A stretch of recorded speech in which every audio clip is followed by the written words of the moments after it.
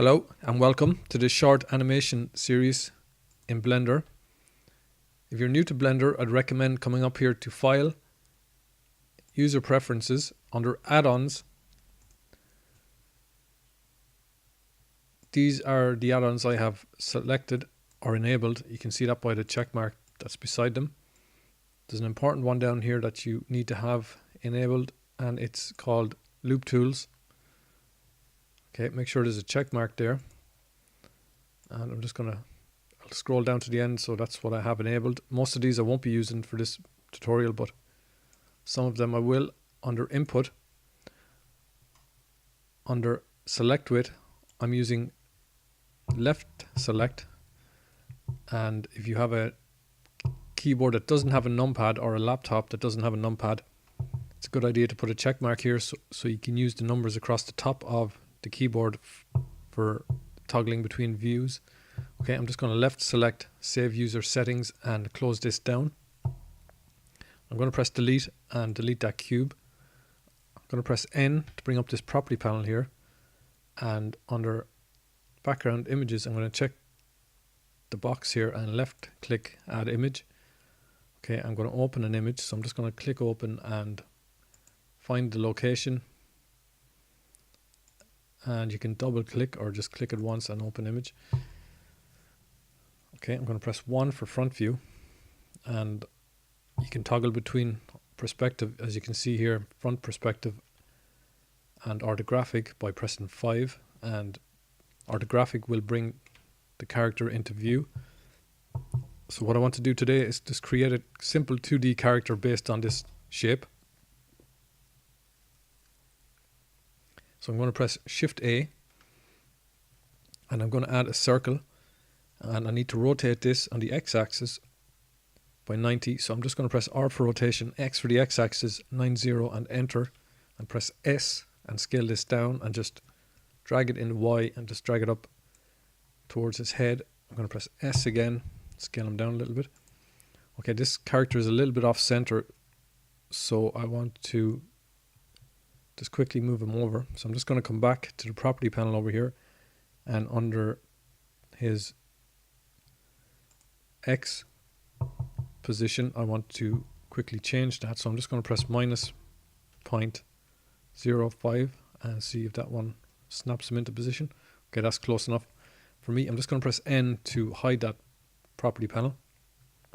So I want to tab into edit mode now and make some quick modifications to this circle. So I'm just going to press tab and enter edit mode. I'm going to press F to fill this circle, and I'm going to press Z and left click wireframe so we can see through it. Okay, what I want now is to put a loop cut in the center and put a mirror modifier on this. So I'm just going to press Ctrl R, and I can't do that.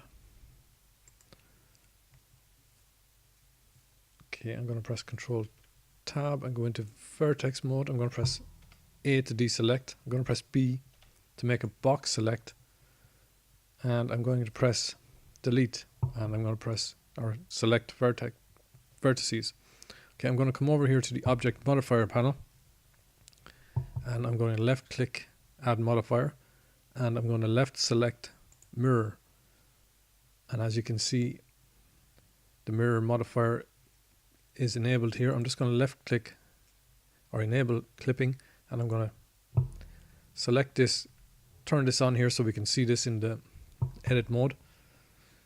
Okay, so what this does, anything we do on one side will be mirrored on the opposite side. Okay, anything we do on this side. So what I want to do is press and hold Shift and select these vertices, and press E to extrude and Z for the Z axis, and just drag down and left click and lock them in. Okay, I'm going to press E to extrude again, and just I can actually pull my mouse to the side and get their position, and just left click and lock that in position. I'm going to press E again, and again I'm just going to move the mouse cursor slightly out to the side, and again I'm going to press E, drag down and out. I'm actually going to drag to here. I'm actually going to drag to here first, and press E again and come down to to about here. And left click when I'm happy with that position, lock that in place. I'm going to select this vertex here and drag it, straighten it up with this one underneath, and just maybe drag it back up. Okay, I'm going to press Control Tab and change the mesh selection mode to edge. So I'm just going to left click edge, select this here and press E to extrude, and just drag this down to about here and just roll the middle mouse button just to zoom out. Okay, I'm just going to press R to rotate this. Maybe press S and just scale it in a little bit. And press G and just drag this down to about here. Left click when I'm happy, lock that in position. I'm going to press S to scale that in. I'm going to press E again. And I'm just going to drag this out until it lines up with the tip of his hand, and press S and scale that right in to about here. Okay, and as you can see, it's done exactly the same thing on the opposite side. I'm just going to press and hold the middle mouse button just to make sure that everything stayed on the same plane. Okay, I'm going to press 1. I'm going to add a loop cut here for his elbow. So I'm going to press Control R, and it's actually going to be this side. Left click twice to lock that in position. I'm going to press R and just rotate it to about here. Okay, that should do me. I'm going to reselect this edge here, press E and extrude down to about here, and I can press S and just scale that in. Left click when I'm happy. Okay, I want to put it some loop cuts just to divide this area here, so I'm just going to press Control R, left click once and just drag these in towards the center to about here. Left click when I'm happy. Left select this edge here and press E and drag this right down to the end, and left click when I'm happy to lock that in position. I'm going to press R to rotate this, and I'm just going to grab this and drag it down to position. And that is our character. If I press Z and come back to solid, okay, I'm just going to press 1, come back up here.